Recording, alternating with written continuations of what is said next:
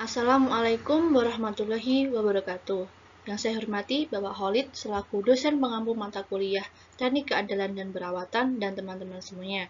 Di sini izinkanlah kami dari kelompok 1 akan melakukan presentasi mengenai analisis produktivitas kapal Limin KST 41 dengan menggunakan metode overall equipment effectiveness dengan pendekatan prinsip total productive maintenance di suatu PT yaitu PT Limin KST. Di sini kami dari kelompok 1 beranggotakan 3 orang. Yang pertama ada Aprinia Horonisa dengan NIM D600-200-058. Yang kedua ada Titin Sulistianingsih dengan NIM D600-200-066. Dan yang terakhir ada saya sendiri yaitu Amalia Usatun Hasanah dengan NIM 097. Jadi teman-teman, sebelum kita membahas mengenai pengimplementasian dari TPM, apa sih TPM itu?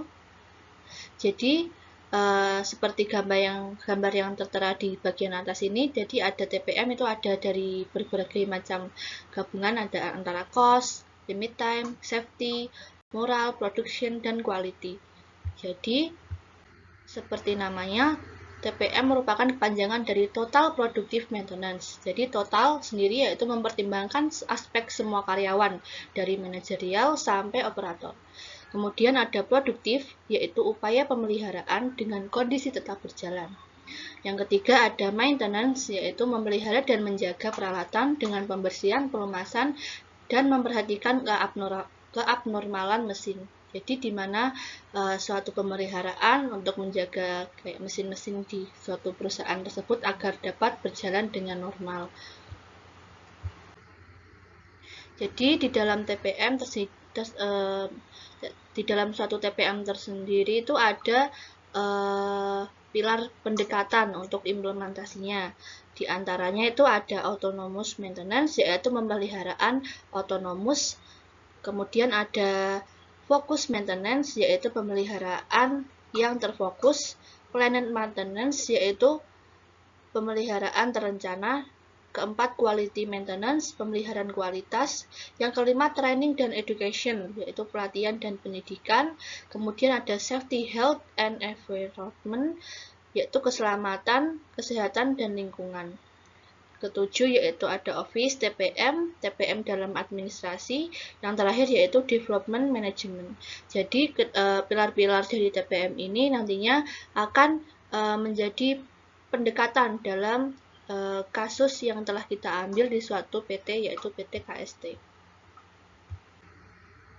Selanjutnya ada OEE. Apa sih OEE itu? Jadi OEE atau Overall Equipment Effectiveness yaitu metode yang digunakan sebagai alat ukur metrik dalam penerapan program TPM untuk merawat peralatan dalam kondisi ideal dengan menghilangkan sick big loss. Jadi sick big loss itu merupakan kayak suatu kondisi di mana yang harus dihilangkan dalam suatu PT. Jadi ketika terjadi suatu permasalahan ataupun kegagalan-kegagalan yang ada di PT itu, sebisa mungkin kita hilangkan dan kita urutkan di mana sih yang porsi yang paling besar. Jadi kita mengurutkannya menjadi ke-6 kegagalan tersebut. Lalu kita menerapkan TPM dan OEE itu ada dari jurnal yang telah kita ambil, yaitu jurnal yang berjudul Analisis Produktivitas Kapal Limin KST 41 dengan metode Overall Equipment Effectiveness dengan pendekatan prinsip TPM di PT Limin KST.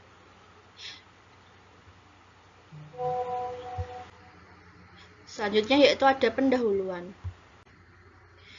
Jadi PT Limin KST itu merupakan suatu perusahaan penyedia jasa transportasi ke lautan, yaitu Towage and Marine Support, memiliki 7 kapal aktif yang beroperasi di Indonesia, diantaranya yaitu kapal Limin KST 41. Jadi perusahaan ini merupakan suatu perusahaan yang di bidang jasa transportasi, terutama itu di bidang transportasi kapal. Jadi kapal-kapal yang ada di perusahaan ini itu mengangkut persediaan batu bara, hasil tambang lainnya gitu. Jadi pengambilan penelitian ini dilatar belakangi karena kapal ini, di mana kapal KST 41 ini termasuk ke dalam kapal di antara 7 kapal tersebut yang kapal KST 41 ini merupakan kapal yang mempunyai waktu unplanned downtime lebih besar daripada keenam lainnya, yaitu sebesar 167,34 jam.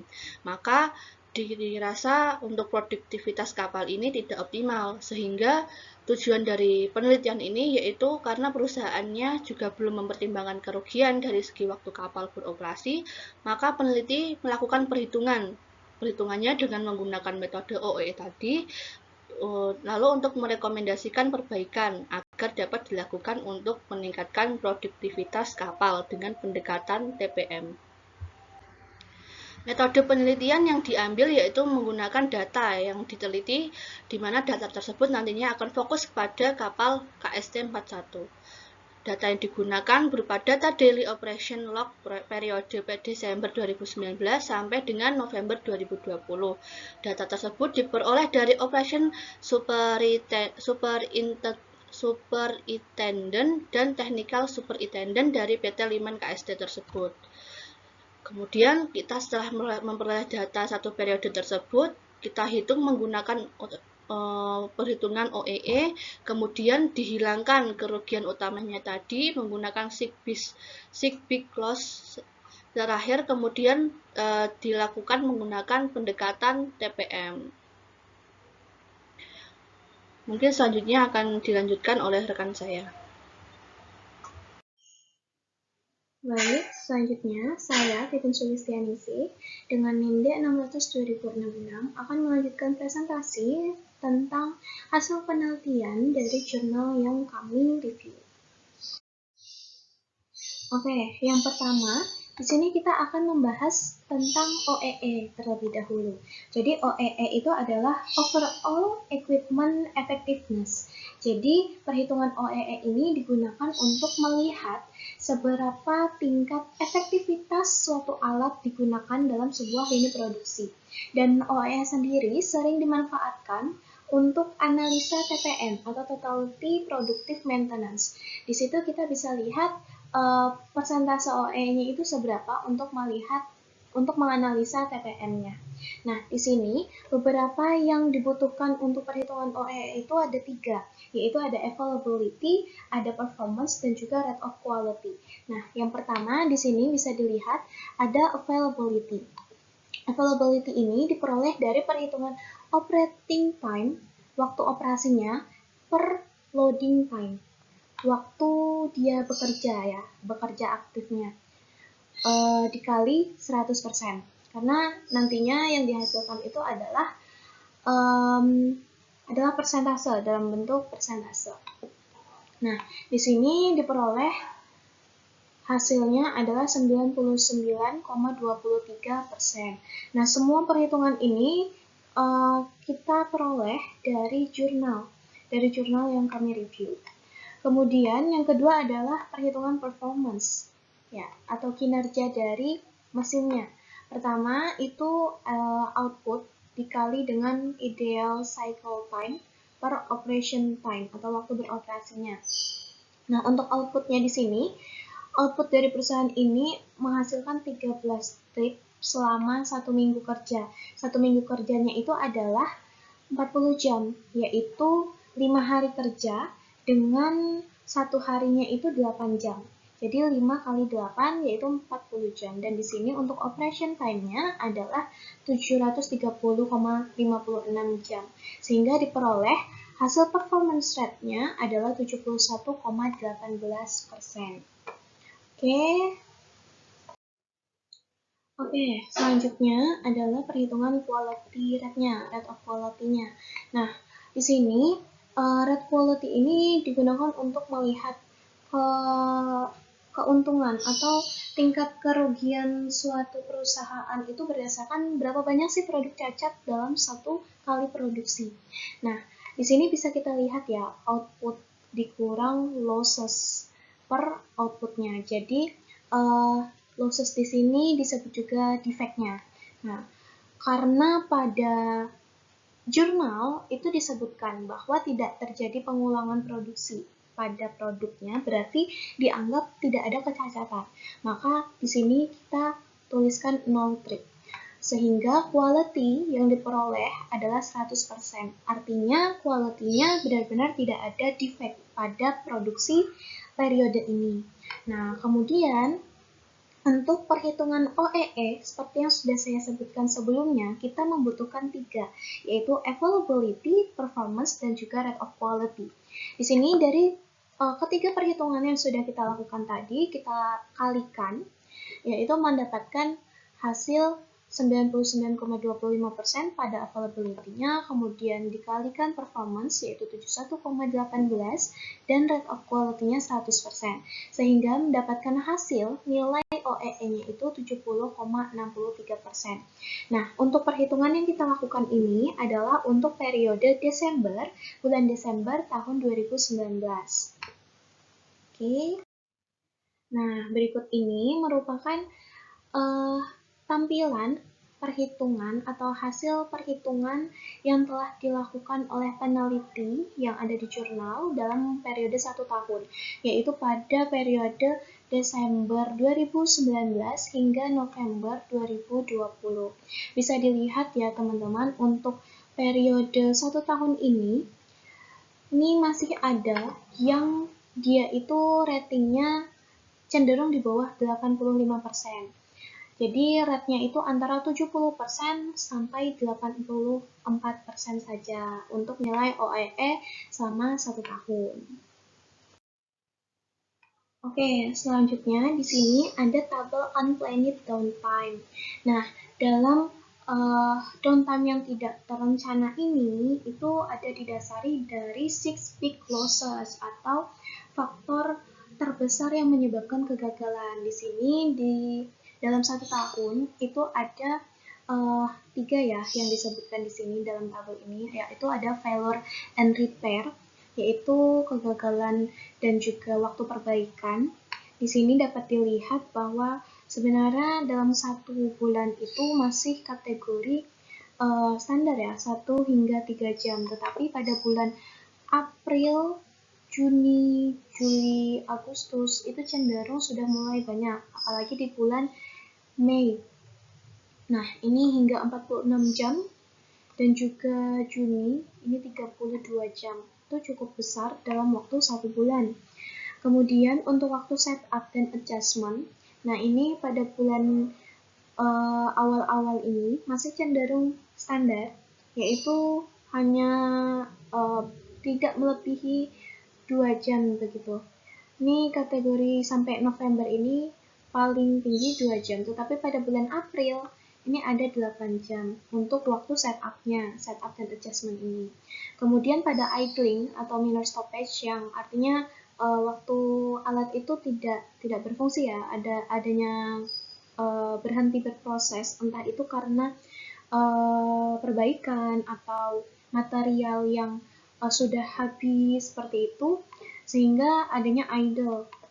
Nah, di sini masih dikatakan ya standar lah ya, yaitu tidak melebihi sampai 6 jam. Paling yang terbesar itu hanya di bulan April, yaitu 5,5 jam. Kemudian di sini dapatlah kita peroleh unplanned downtime-nya dengan menjumlahkan ya, kemudian kita ratakan dalam 1 tahun itu kita peroleh 13,95 jam unplanned downtime dalam 1 tahun. Jadi kurang lebih hampir 14 jam begitu. Oke, lanjut untuk akumulasi nilai 6 big losses. Nah, yang tadi itu kan yang menyebabkan dia adanya unplanned downtime itu hanya 3 faktor ya dari bagian 6 big losses ini, yaitu ada failure and repair, terus juga ada setup dan adjustment, terus ada idling. Nah, kemudian untuk yang 6 big losses di sini tuh sebenarnya ada 6. Jadi ada 6 faktor yang menyebabkan kegagalan terbesar yang menyebabkan defect untuk produksi. Nah, ini ada 6. Selain 3 tadi yang sudah dijelaskan sebelumnya, itu ada reduce speed, yaitu penurunan kecepatan ya, penurunan kecepatan produktivitas dalam produksi, kemudian ada rework dan juga ada startup yield. Nah, pada perusahaan ini untuk poin nomor 5 dan nomor 6 itu tidak ada dalam penelitiannya, sehingga untuk di 2 poin ini dia 0 ya nilainya 0. Nah, kemudian di sini dari failure anti-pair itu diperoleh total time losses-nya atau waktu penurunannya itu dia 109 jam dan diperoleh nilai presentase sebagai berikut, yaitu 5,70%. Kemudian untuk nilai setup-nya, waktu total keseluruhan dalam 1 tahun itu diperoleh 19 jam hingga ini ya mendekati 20 jam begitu. Dan diperoleh nilai persentasenya 1% dan akumulasinya itu 6%. Di sini nilai akumulasi ini diperoleh dari nilai yang atas. Nilai failure repair ini, akumulasinya ini ditambah dengan persentase N-nya. Gitu ya. Jadi dapatnya 6,83%. Sedangkan untuk yang pertama, untuk failure repair ini, dia nilai akumulasi, persentase akumulasinya adalah nilai persentasenya itu sendiri. Oke, nah kemudian untuk nilai idling dan minor stoppage atau ya waktu berhentinya waktu berhenti tanpa sebabnya itu sekitar 38 jam, sehingga mendapatkan persentasenya itu 2%, dan nilai persentase akumulasinya sebesar 8,84%. Dengan cara hitung yang sama juga, persentasenya ini dijumlahkan dengan nilai akumulasi sebelumnya, begitu. Nah, untuk reduce speed atau penurunan speed-nya, penurunan efektivitas produksinya, ini cukup besar ya dalam 1 tahun. Itu ada 172,16 jam dalam 1 tahun. Sehingga makanya di sini dapat 91%. Nah, akumulasinya adalah 100%. Karena 2 poin setelahnya untuk rework atau mengerjakan ulang kembali dan juga startup yield ini kosong karena pada produksi tersebut tidak mengalami 2 hal ini begitu. Dan ini nantinya keempat poin cyclic losses ini, keenam ya berarti ya, keenam cyclic losses ini akan diurutkan menggunakan diagram Pareto untuk melihat prioritas yang paling menyebabkan kegagalan dalam suatu produksi ini tuh sebenarnya apa sih yang harus paling penting diperhatikan. Itu kita perhatikan poin yang mana. Kalau misalnya dilihat dari nilai-nilai persentase dan akumulasinya kan jelas ya. Untuk yang reduce speed-nya ini yang benar-benar menjadi poin utama yang diperhatikan dan yang perlu diperbaiki begitu. Oke, selanjutnya setelah kita lakukan urutan ya berdasarkan diagram Pareto yang sudah kita buat di cyclic losses tadi, itu kan sudah diperoleh tuh yang paling tinggi atau yang paling diprioritaskan adalah reduce speed ya. Di sini, reduce speed. Maka kita akan membuat atau mencari faktor-faktor apa saja nih kira-kira yang menyebabkan reduce speed ini terjadi. Nah, untuk minimasi lah ke depannya untuk dijadikan evaluasi supaya tidak terulang kembali. Di sini kita menggunakan diagram fishbone untuk meneliti faktor-faktor penyebabnya. Nah, yang pertama itu ada karena mesinnya. Nah, di sini karena kompresi rendah pada mesin yang disebabkan oleh endapan kerak pada pelumasan. Nah, pada pelumasan itu terdapat endapan kerak. Kemudian yang kedua, rotasi mesin yang tidak memuaskan karena tidak teratur rotasinya. Itu disebabkan oleh gangguan pada katup gas buang. Nah, ini untuk mesinnya. Kemudian yang ketiga, nilai RPM mesin berkurang yang disebabkan oleh solenoid turbo bermasalah. Nah, jadi di sini perlu dilakukan maintenance ya untuk mesinnya karena endapan kerak pada pelumasan, terus gangguan pada katup gas dan solenoid turbo yang bermasalah ini bisa menyebabkan minimnya menyebabkan penurunan dari produksi, menyebabkan reduce speed. Kemudian dari segi material, di sini ada 3 penyebab. Yang pertama, tekanan oli berkurang akibat volume di bawah kapasitas. Nah, volume oli yang tersedia itu di bawah kapasitas normal. Kemudian kekurangan atau kelebihan takaran oli yang disebabkan indikator oli tidak menyala. Nah, ini.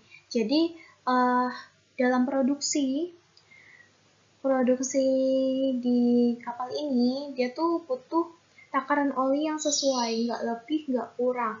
Jadi, memang ya harus sesuai. Tapi karena dia indikatornya tidak menyala, jadinya sulit untuk memperkirakan. Kemudian kualitas pelumas mesin itu berkurang, adanya penurunan kualitas. Kemudian yang ketiga dari sisi metode produksinya ya. Pertama, SOP tidak dijalankan dengan baik karena kurang kedisiplinan dari kru kapalnya. Jadi di sana berdasarkan jurnal tersebut menyebutkan bahwa para pekerja itu kurang adanya kedisiplinan menaati SOP yang berlaku. Jadi SOP itu hanya sekedar SOP saja tapi tidak dijalankan. Yang kedua, kurangnya monitoring mesin. Nah, ini kurangnya monitoring mesin. Jadi pemeriksaannya hanya saat downtime saja. Berarti kan dia pemeriksaannya itu hanya dilakukan ketika mesin rusak saja, hanya downtime saja. Nah, itu bisa menyebabkan reduce speed. Kemudian kualitas pemeliharaan belum efektif. Ini karena kesalahan dalam perawatan. Nah, ini balik lagi ke yang ini ya, yang karena dia metode yang digunakan itu adalah pemeriksaannya hanya saat downtime saja. Seperti itu. Kemudian dari segi man-nya atau manusianya. Nah, di sini adanya human error. Human error ini memang sering terjadi ya, teman-teman, dalam suatu lini produksi. Karena kalau pada kasus ini, krunya itu kurang responsif. Artinya mereka juga ya kurang memberikan respon yang cukup baik lah dalam bekerja. Terus juga komunikasi tidak efektif karena adanya rasa saling mengandalkan. Saling mengandalkan di sini artinya dia tidak merasa itu tanggung jawabnya dia, tapi dia merasa bahwa itu bisa dikerjakan oleh orang lain. Jadi dia mundur aja gitu. Oke, dan yang terakhir adalah berdasarkan faktor lingkungan. Di sini karena cuaca buruk, kemudian kondisi perairan yang tidak menentu akibat pasang surut air laut yang tidak menentu. Nah, jadi berdasarkan kelima faktor ini bisa kita jadikan bahan evaluasi atau perbaikan untuk beberapa langkah yang bisa dilakukan untuk mengurangi reduce speed dan juga bisa memperbaiki nilai OEE dan nilai TPN-nya. Selanjutnya terkait upaya perbaikan akan dijelaskan oleh teman saya. Terima kasih. Oke, yang selanjutnya yaitu ada upaya perbaikan. Nah, di sini ada beberapa langkah tentang upaya perbaikan yang akan dilakukan. Yang pertama yaitu ada penerapan sikap 5S. Yang pertama itu adalah SIRE, yang artinya clearing up. Nah, di sini ada beberapa langkah untuk melakukan SIRing sendiri, yaitu ada kru diwajibkan memilih material atau spare part yang masih digunakan untuk disimpan pada inventory engine. Terus yang kedua yaitu memilih material atau spare part yang sudah rusak dan memberi tanda pada berupa label yang berwarna merah. Kemudian yang kedua itu adalah Saiton. Nah, yang artinya yaitu organizing. Nah, di sini ada yaitu kru diwajibkan menempatkan tools sesuai dengan kategori agar selalu siap saat digunakan. Terus yang kedua ada Saiso, ya, artinya cleaning. Nah, kru di sini ada langkah yaitu kru diwajibkan membersihkan seluruh area kerja, mesin, serta area penyimpanan. Nah, pelaksanaan yang dilakukan dengan pembagian jadwal tiket di setiap bagian unit kerja kurang responsif. Terus S yang keempat yaitu ada Seiketsu atau standardizing. Nah, di sini langkahnya yaitu menetapkan standar kebersihan, penempatan, penataan. Nah, penentuan item control system, countermeasure action, dan preventive action. Terus ada S yang terakhir yaitu Hitsuke, yang artinya training and discipline. Nah, di sini ada dua langkah yaitu meningkatkan skill dan moral kebiasaan pribadi karyawan. Dan yang kedua yaitu ada melaksanakan equipment checklist oleh kru setiap bulannya. Kemudian ada langkah yang kedua yaitu ada autonomous maintenance, yang artinya yaitu pemeliharaan otonomus. Nah, di sini ada beberapa langkah untuk melaksanakan autonomous maintenance. Di sini ada kru itu harus memiliki pengetahuan terhadap mesin kapal. Nah, itu dengan cara krunya itu melaksanakan daily routine dengan melakukan pemeriksaan pada mesin. Kemudian langkah yang kedua yaitu dengan kru itu harus mengoperasikan mesin itu harus dengan benar. Kemudian harus mengetahui inspeksi pada mesin yang diperiksa. Kemudian melakukan startup mesin dan shutdown dengan tepat. Kemudian ada langkah yang ketiga yaitu dengan fokus maintenance. Nah, yaitu maintenance itu ada fokus maintenance itu harus perbaikan yang terfokus. Nah, di sini ada membuat tim investigasi guna menemukan masalah terus untuk mencari penyebab masalah. Terus ada yang langkah yang keempat yaitu fokus maintenance, itu ada perbaikan yang terfokus juga. Nah, di sini kru itu harus mampu melakukan preventive maintenance dan schedule maintenance. Kemudian ada yang kelima yaitu ada development management. Nah, di development management di sini sendiri itu langkahnya yaitu melakukan evaluasi berdasarkan data historis kapal dan meningkatkan inovasi prosedur pemeliharaan. Tuh. Oke, langkah yang keenam yaitu ada quality maintenance. Nah, di sini quality maintenance itu pemeliharaan kualitas. Nah, untuk melakukan pemeliharaan kualitas sendiri itu dilakukan dengan melakukan proses monitoring terhadap proses maintenance agar tercipta komunikasi autonomous maintenance atau plan maintenance dengan membuat perancangan plan maintenance system program.